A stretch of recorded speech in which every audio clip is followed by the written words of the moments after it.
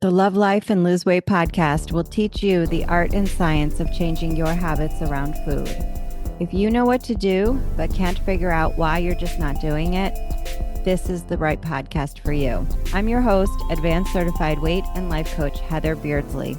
I've helped hundreds of women just like you figure out how to think and eat like a normal eater, lose weight, and love life on the journey to goal weight and beyond. Hi, welcome to episode 83. This is all about fat loss basics, how to track your real progress with your weight management without losing your mind. So here's what we're going to learn today. You're going to understand what fat loss means, why it's not the same as seeing the scale go down, the role of muscle metabolism, and your particular body physiology in fat loss. We're going to go over progress tracking and how to do that without the drama, why body fat percentage from home scales is really messing with your head, with your perceived progress with your weight management, how to measure fat loss in motivating and accurate ways. I'm going to teach you how I coach around fat loss. You can find a lot of dietitians out there and wellness professionals who teach the same principles as me, but they teach you to track macros and calories. The difference in how I do it is I keep the same, hopefully, data-driven principles about fat loss that we know, but I teach you how to do it using interoception and perceiving from your body cues how to know when to eat and how much to eat so that you don't have to track calories or macros. What you're going to go over what to track weekly and or monthly in order to get accurate measures of your progress so that you can either pivot or know that what you're doing is actually working, because a lot of home scales are giving you misleading information, or you're reading the parts of those scales that can be misleading. Okay, so let's do this. Fat loss basics are really important, and this is a lot to do with the terminology that we've used for a long time, which is to talk about weight loss. And because we haven't been really precise in what terminology we use, the how to get those results gets really muddled. So when we talk about weight loss, the implication is, well, if your weight, your just number of pounds or kilos on the general scale goes down, then that means you're being successful. And we know that that's just not true because you could be just losing a lot of muscle and seeing the scale go down, and that's not what you want. We know now, with all of the newest research that's come out, that the pounds of muscle on your body predicts not only longevity with your lifespan, allows you to live longer, but it also predicts health span, meaning the more muscle you have on your body, the more, of course, you're able to eat because you are going to be burning more calories, which is great for sustainability of the weight that you end up at the end of this goal. But it gives you better health markers and feelings of well-being. So not only do we want lifespan, but we also want health span. So we really need to be measuring the components of what we want to change with our mass, meaning what we are composed of. Okay, so the goal, what we should be saying is we want to lose fat and maintain or gain muscle depending on your current makeup and your current goals. So, especially for women in perimenopause and postmenopause, muscle is precious. If you lose muscle while you are losing weight, which many of us do, because being in a caloric deficit after menopause will cause you to lose muscle at an accelerating rate unless you go through two interventions. The first is strength training, and the second is eating adequate protein. If you don't do those things and you're just focusing on being in a caloric deficit, you will be burning up to 8/10 of every pound could be of losing your muscle. That is from Dr. Gabrielle Lyon's book, Forever Strong. She is the muscle doc expert, and I take data from her. And while losing weight, we do know that it is really hard to keep all your muscle as you lose fat. We can minimize that to be about 0.2, 0.3. In other words, 2 or 3 tenths of every pound. You could minimize your muscle loss to just be that much of every pound. Now, I will say, in like personally for me, I've lost over 35 pounds in the past 2.5 years, and I think I'm only down about 3 or 4 pounds of muscle from all of that pounds of fat that I've lost. Of that fat, I've only lost 2 to 3 pounds of muscle. And that's because I've been active and paying attention to my protein, I believe. I don't know if there's also genetic factors that help some people retain more muscle as they lose fat or not. I'm not really sure about that, but I do know that those two interventions, making sure you have adequate protein and making sure that you're working out in strength training activities a minimum of 2 times a week, will minimize the loss of that. Okay. So losing muscle is precious. We do have a propensity to lose muscle as we lose fat. And we do want to lose fat for many of us because that's associated, having too much fat on your body is associated with negative health outcomes as well. It also, if you lose muscle, again, you can't eat as much food when you arrive at your goal weight if you've lost too much muscle, which makes maintaining that goal weight so much harder. Losing muscle makes you feel weaker, even though you might have lost pounds on the scale. You might feel weaker. I'm sure you'll feel weaker. Many of us have felt that. And because your metabolism is slower, because you have less muscle, you increase your risk of weight regain. So when you're strength training and eating more protein, we know that you might weigh the same or more, but have less fat and more muscle. That is what we want. So we don't want to just be smaller. We want to be stronger, leaner, and more energized. And that is how I teach weight management. It is always and really in equal measure just as important to maintain your muscle as it is to take off some of that extra fat that has negative health outcomes for you. Okay. So gone are the days where it's okay, in my opinion, for a weight coach just to only talk about seeing the scale go down. I think it's irresponsible. And so I have really done a lot of research, and I've tried to incorporate what many of these medical professionals who are specialists in muscle and postmenopausal health have to say about weight management for those of us in midlife. Okay.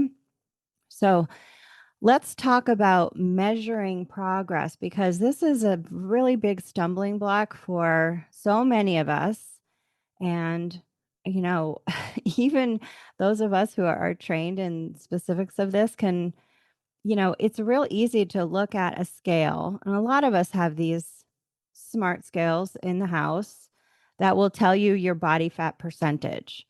And it's, we see a lot from the medical community that they want your body fat percentage to be below a certain percentage in order to, and they use that percentage to kind of identify whether or not you are a normal, so-called normal weight, overweight, obese, or even morbidly obese. They use body fat percentage.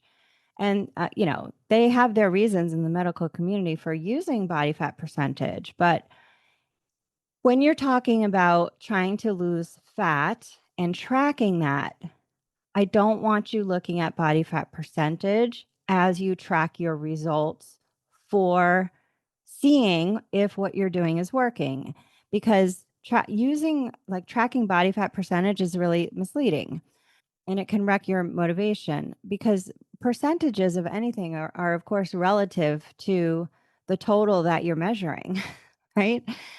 They shift. And we know that the shifts in our total body weight, right, can not only be because we're overeating and we're gaining, or we're undereating and we're losing weight, but they can shift based on dehydration, right? Or having too much sodium, so you're retaining water. Inflammation, for various reasons. Maybe you have food sensitivities that create inflammation. Maybe you have inflammation from sickness, right? Or an allergy season, even for you, even hormones. And those of us going through perimenopause and menopause know that, well, we feel at least that precipitous decline in hormones, specifically estrogen, as you go through menopause, causes inflammation throughout the body, because there's hormone receptors on, I believe, almost all your cells for estrogen. And I just heard this from, I'm trying to remember who it was from, but I think it was Dr. Kelly Casperson. She's a urologist and a specialist in hormones. And she said, at the end of the hormonal change, the menopause change for women, in terms of estrogen, which they call estriol, that form of estrogen in the body, women have less than men do. So you can imagine when we are having a period, right? We have many multiple times, sometimes hundreds of times more estriol in the body than men do. And then within a very short period of time, we end up with less. And that is a huge adaptation that the cells in your body have to go through to figure out how to function without the benefit of the hormones it's been relying on, the pulsing of those hormones in the female body since you went through puberty. So there's massive inflammation that happens for a long period of time for some of us as we go through that hormonal change. For others of us, it'll be a shorter period of time. But, I think when I see things like a plantar fasciitis and things like that, I think that's indicative that that general inflammation is happening throughout the body. And those areas where you might have already been inflamed just get worse. So, inflammation affects total body weight. So does water, so does hormones, right? Even being on a plane affects your total body weight. Eating Chinese food with MSG in it. I mean, I can't tell you how often I see I'm up 2, 3 pounds and I don't understand why. And I say, what did you eat last night? And a lot of times it's Chinese food or other food that will have MSG. MSG for many of us causes massive inflammation in the body and sometimes water retention. So whenever we weigh, the changes in weight are never just about your habits around food. It's around your physiology and all of these other factors that affect total weight too. But yet, when we see the total weight change, and our intention is to, let's say, lose fat, right? When we don't see that scale number, the total weight change, my clients turn in on themselves and try to figure out what they're doing wrong with their habits around food, rather than, yes, looking at their habits around food, of course, but also taking into consideration hydration, inflammation, food sensitivities, hormones, air travel, even sitting in the car for a long period of time. with long car trips, especially now in the summer. That can affect total weight too. So let's say you have Chinese food with MSG and your total weight goes up 2 pounds. If you've done nothing different with your eating, you're not overeating any more than you typically do when you typically lose weight, your body fat percentage will go up because your total weight is up. You see that? So the percentages are always affected by daily fluctuations in weight, which are normal. And for most of us, daily fluctuations due to those extraneous things like sodium, hydration, and such, it varies between 1 and even 4 pounds, I would say. So there are better tools to track fat loss that I want you to use that give you more accurate indicators. So the best way to track progress is using tools that show actual fat mass and skeletal muscle mass, not total lean mass, skeletal muscle mass.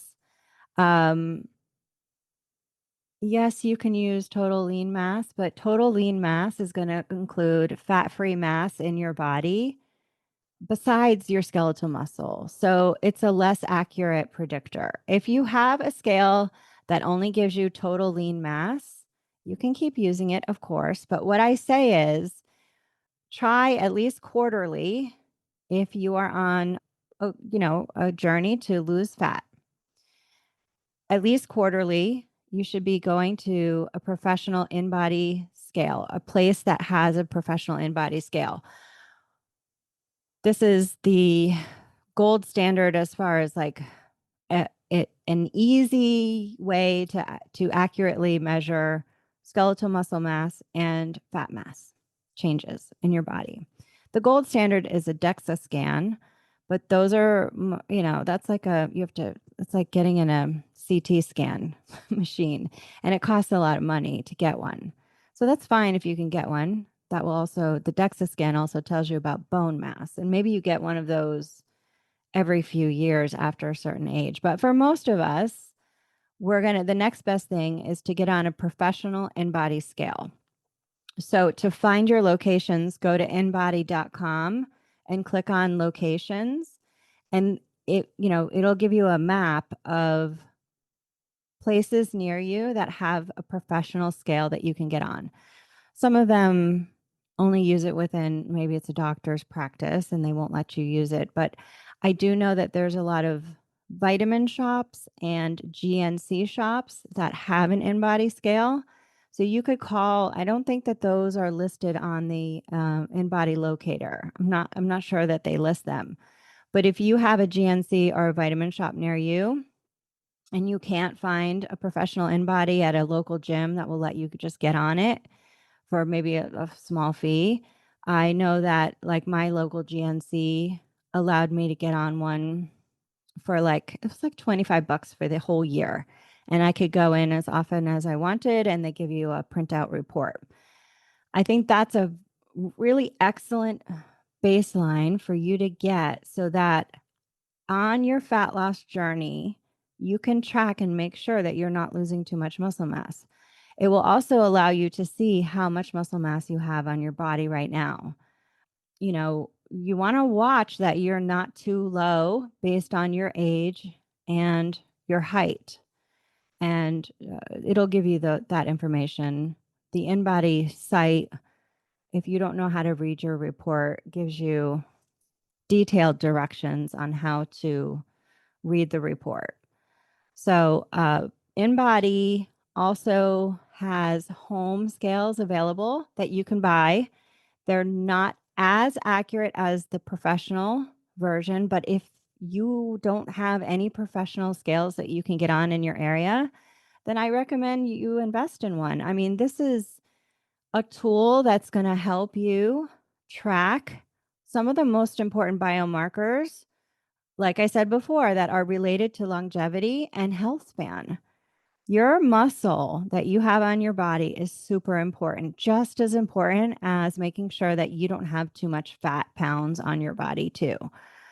So I am an affiliate partner with InBody, because I use and recommend them so much with my clients.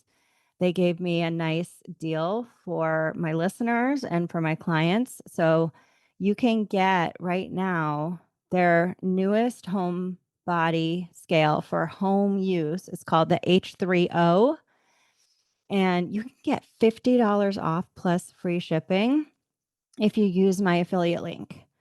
So here it is. You're going to go to my website, hbeardsley.com/InBody, which is all one word. And that will bring you right to the H3O product page. You just add it to the cart, and then you'll see in your shopping cart the discount has been applied. And I think you get it for like two something, less than $300. So $296, something like that. So I encourage you to get that for yourself and make the investment. Okay. Hey, it's Heather. Let's pause here for a second because I want to tell you something important. I know you don't need more willpower. You need a better system. That's why I created the Follow Through Planner. It's a digital planner designed for women like you who are ready to get out of all or nothing mindset, diet mentality, and start making real sustainable progress through the work on habit change.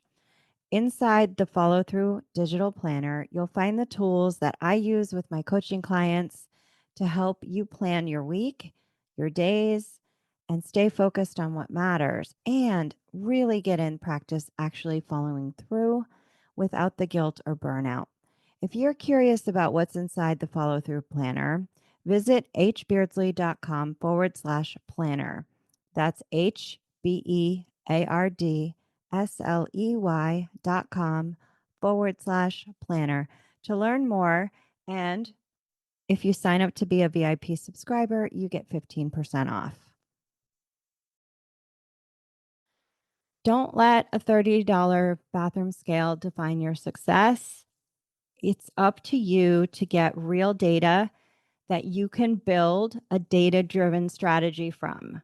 Because if, let's say, you've got your InBody, and I really don't recommend that you, like, let's say you weigh every day. I wouldn't have you looking at the pounds of muscle mass and the pounds of fat mass every time you weigh. Like, you can just look at your entire weight from day to day, even week to week.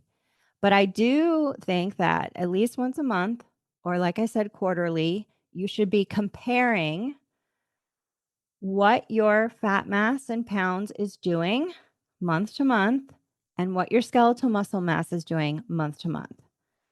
And you need to be tracking that, because if your fat mass is going down and your muscle mass is going down too much, we need to intervene and do some different things to arrest that decline in muscle mass. And the cost of that might be that the total weight goes down less fast, and that's what you want because your muscle mass is worth preserving. And what that means is you probably need to eat a little bit more, right? You need to eat more protein and you need to get in that gym and start lifting weights. Okay. So for it, like in my planner that I have, the follow through planner that I created, there's a place each month for you to track change in muscle mass and change in fat mass so that you can track that. And then you have an annual tracker too, so you can see trends over time, and just make sure that you're being a good steward of not only getting that extra fat off you that doesn't make you feel good, right? And it's associated with negative health outcomes, but also that you are retaining or even building that muscle mass. Okay. So, how do you lose fat? I'm not going to spend too much time on this because it's all out there already in other podcasts and in my book, right? But generally, just to do like a systems check, you want to make sure that you are fueling yourself consistently. The new research for women of perimenopausal and postmenopausal age says You should not be under eating or skipping meals, especially in the first part of the day. We have neurons called kiss peptide neurons that after the decline in female hormones associated with menopause, they become very sensitive to you, especially moving your body, like working out in a fasted state.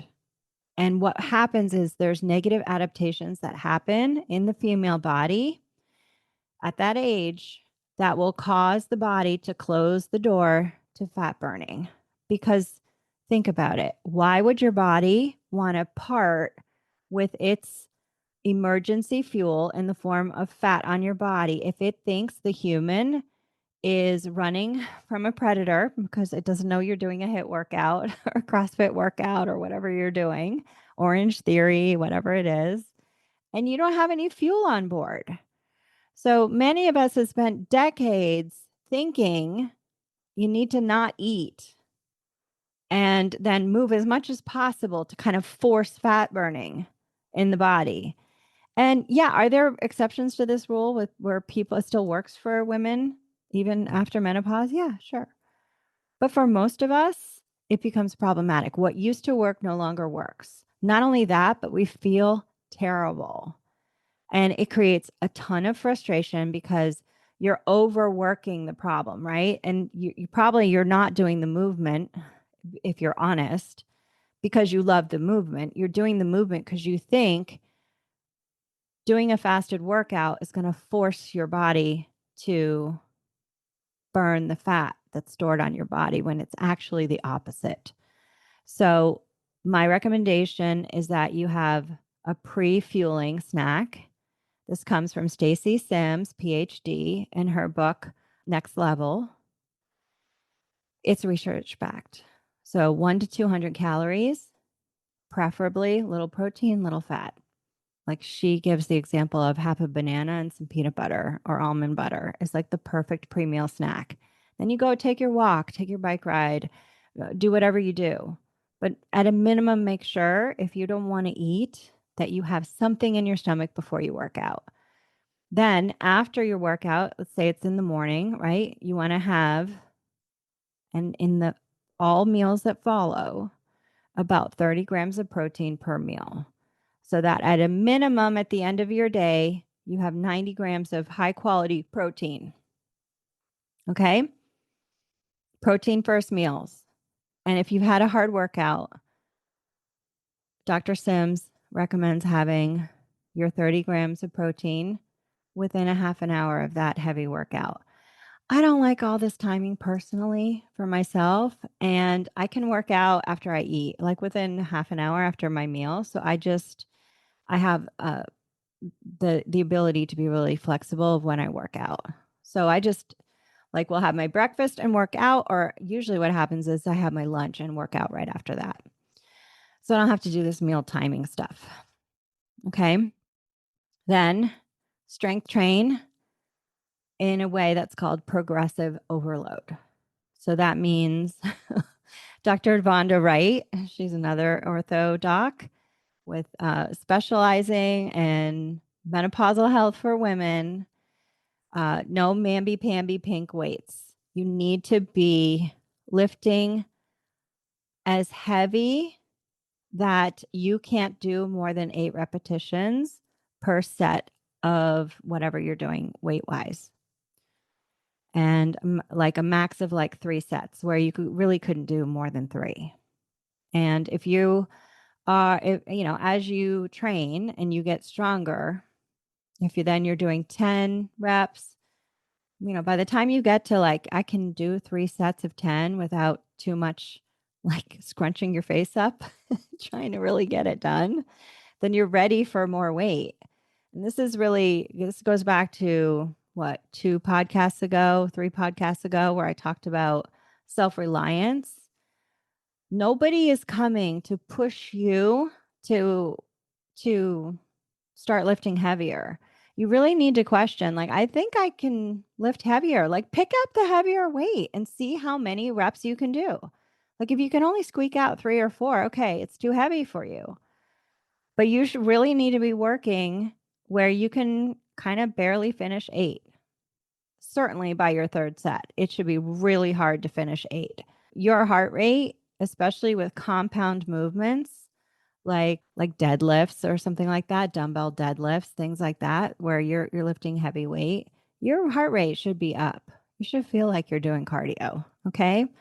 So, like, if you don't leave the gym sweating, you're not doing progressive overload and you're not giving your muscles enough of a stimulus to get stronger. And that's the whole name of the game here, because if you aren't getting stronger, then you are at risk of losing your muscle, because your other goal for most of my clients and listeners is to lose fat, which means you are going to end up, hopefully, in a slight caloric deficit.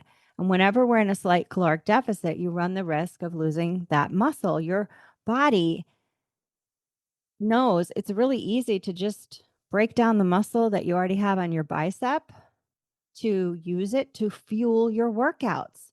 So we need to have much more like male perspective in terms of like, what is our output and how are we fueling that? So we have to be fueling our workouts to keep our muscle, right? Which is going to allow us to sustain the new weight that we're trying to get to with our fat mass, right? The loss of fat.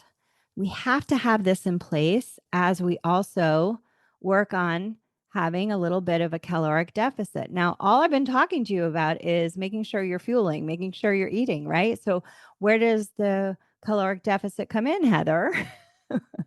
Okay. It comes in later in the day.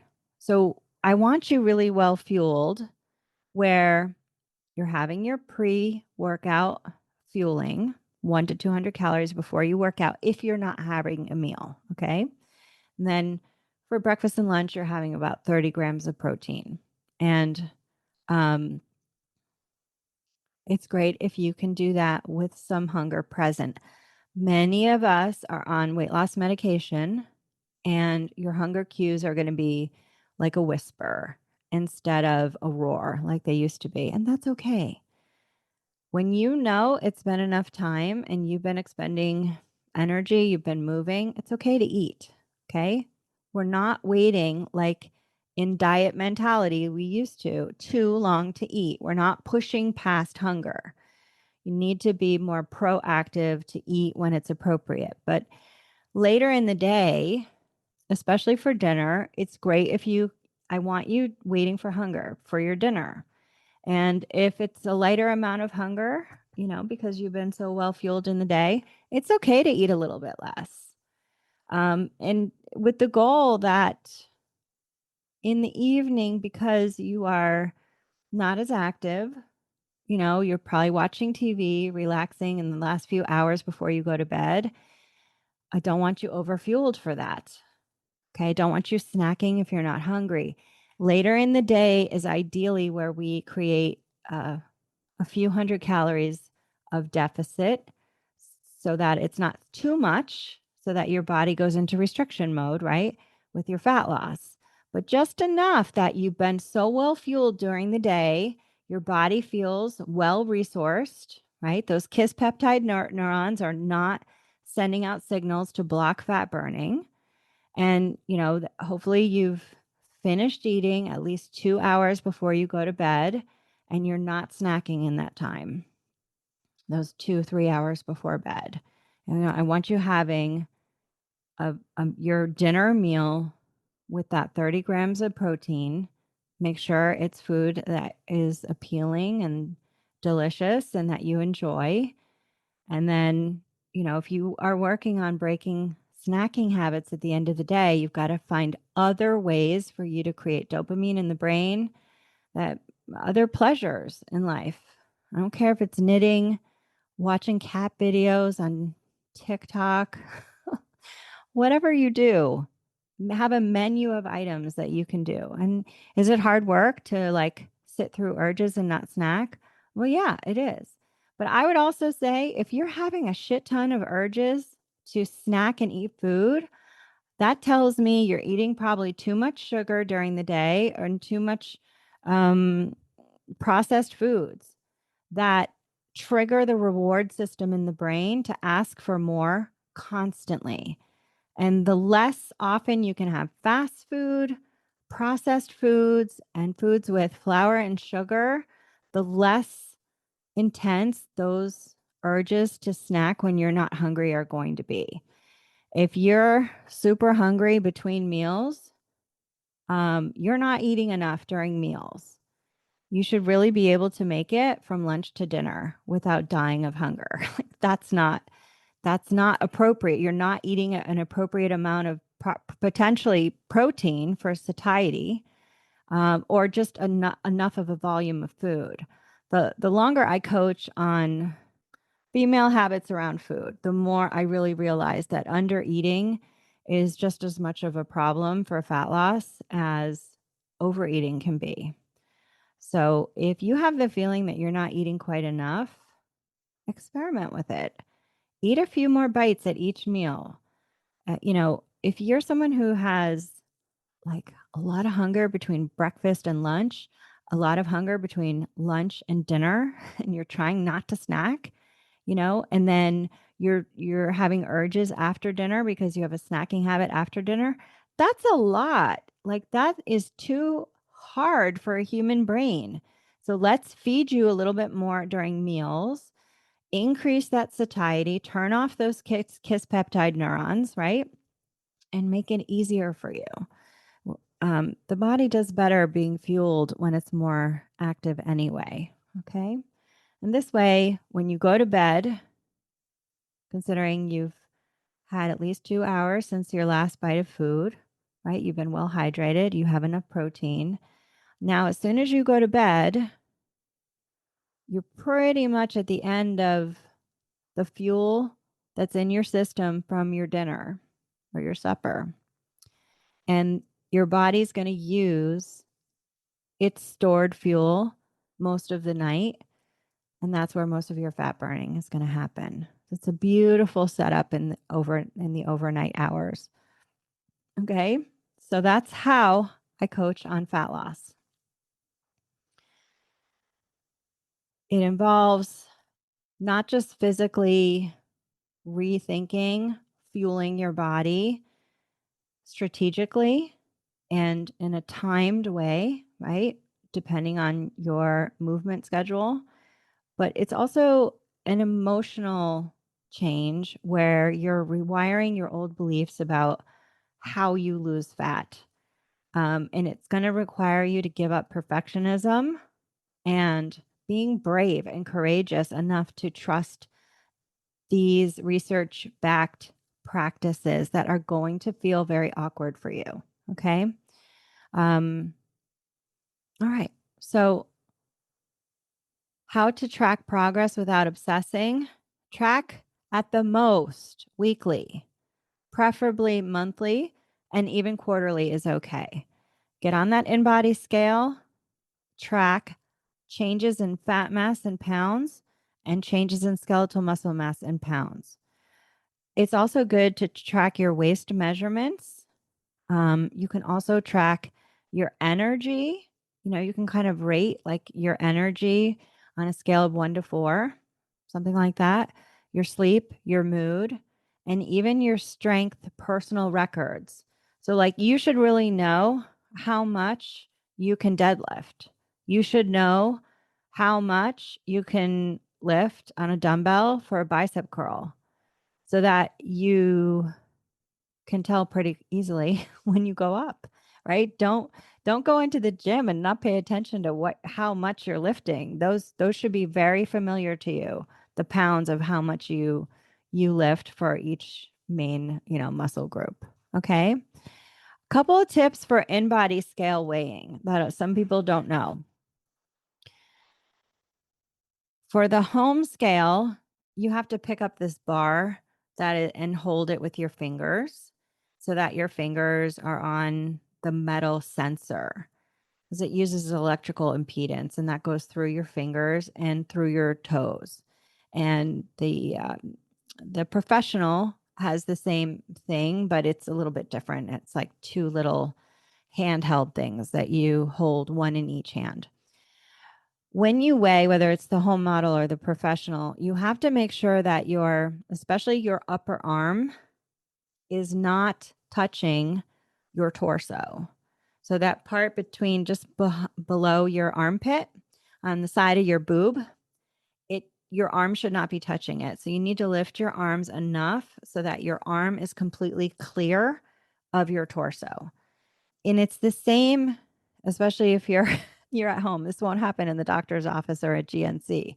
But if you're at home on the scale and you're naked and your thighs touch, I want you to put a little piece of tissue between your thighs so that they're not touching, because that electrical impedance that goes through your feet and your fingertips, what it does is that it goes through your body, the 5 cylinders of your body, two for your arms, 2 for your legs, and 1 for your torso. And if any of those cylinders are touching the other one, it's going to skew the results. So just put that little piece of tissue between your thighs so your thighs aren't touching. And then you can look on the InBody scale, but if you have breast implants, that can skew a little bit your body fat percentage for your torso. So just know that. It's just good to know. And then you can kind of accommodate that in the readings you get for body fat in pounds for your torso if you have breast implants. Okay. And then it's also really important when the scale is measuring you that you not look around or look down or move your body. You have to look straight ahead and just don't move. Okay. Don't stress about it too much. But honestly, like I see my husband get on it sometimes and he's like turning around and he's talking to me and stuff. And I'm like, no, you have to look straight ahead. You're going to get a bad reading. Okay. So you deserve not only the tools that are accurate, but to look at measurements that are motivating and data driven to tell you the truth. On the InBody, when it says skeletal muscle mass, it's literally measuring the muscle mass that you have control over through strength training. Okay. It's not measuring your heart and your organs and your brain or any of those things, right? That you don't have control over how much they weigh. And that's why I love the InBody, because, once you start using an InBody, you really start to get into like loving the muscle that you have and trying to get more of it. And it's kind of like happening at the same time that we're like releasing those fat pounds too. And it's becomes this art that you can't really practice without the right tools. It's like, if you're a watercolorist and you want to make this art, but you don't have a brush to use with your watercolors, or you don't have the water to use with the paint, you need to be using scales that give you the right numbers. And then for us and our purposes, that's fat mass and skeletal muscle mass. Okay. Fat loss is not quick, but it is permanent if you also prioritize keeping your muscle mass or building it. If you want a way to track all of this information, the system that I suggest you use is my follow through planner. It's a digital planner.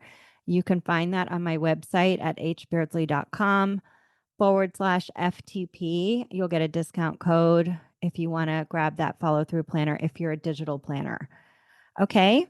And that's all. I mean, fat loss isn't magic, it's momentum. Protect your muscle, track what matters, throw away percentages, and keep going. Okay.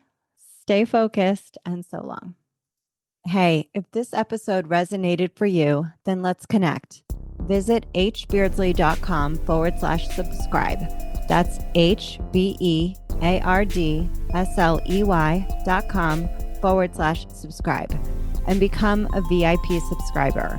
You'll learn how to work with me. You'll get 2 free gifts, access to exclusive VIP content, and get a discount on the digital follow-through planner.